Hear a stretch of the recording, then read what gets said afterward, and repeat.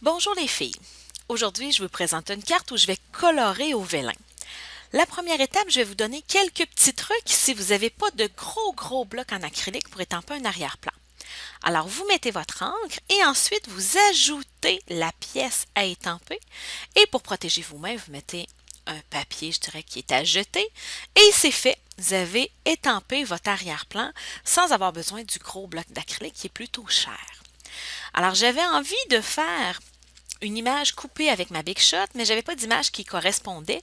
Je voulais une petite texture, alors je suis allée avec une étampe qui était plus grosse que mon Framelits, qui va me permettre d'avoir un peu de texture sur ma découpe. Alors j'envoie le tout dans ma Big Shot par la suite. Je vais venir étamper mon papillon et c'est cette image-là qui va me servir à vous montrer comment colorer sur du vélin. Alors, la première étape, c'est de venir étamper. Moi, ici, j'ai utilisé du Stazone parce que je voulais que mon image soit étampée en noir, mais elle pourrait être étampée dans n'importe quelle couleur parce que je tourne mon vélin. Alors, vous avez vu, j'ai étampé de l'autre côté. Alors, ce qui veut dire que même si j'avais étampé en rouge, j'aurais pas tendance à faire fuir mon encre.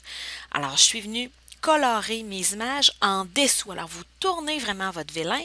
Ça donne deux avantages. Un, vous pouvez étamper de n'importe quelle couleur parce que les couleurs ne fuiront pas. Et le deuxième avantage, c'est qu'on ne voit pas les coups de marqueur. Vous allez voir en colorant sur du vélin, c'est difficile d'avoir une belle couleur uniforme. Mais une fois qu'on a tourné le carton, les coups de pinceau, les coups de marqueur qu'on voyait sont complètement effacés par, je dirais, le nuage que crée le carton vélin. Alors, c'est très facile de travailler de cette façon-ci.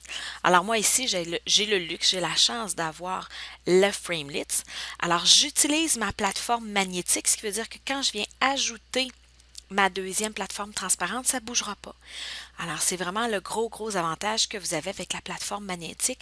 La même chose ici avec mon image que j'ai créée au début pour pouvoir avoir une image, je dirais, plus texturée. Et la dernière pièce que je viens couper, c'est simplement un papier à motif. Alors, j'ai utilisé plusieurs pièces découpées avec ma Big Shot pour venir constituer le devant de ma carte. Alors, c'est facile à faire, pas besoin d'avoir du talent à tout couper droit avec une tranche ou un coupe-papier. Ici, tout a été fait avec ma Big Shot, alors je suis certaine que tout est coordonné.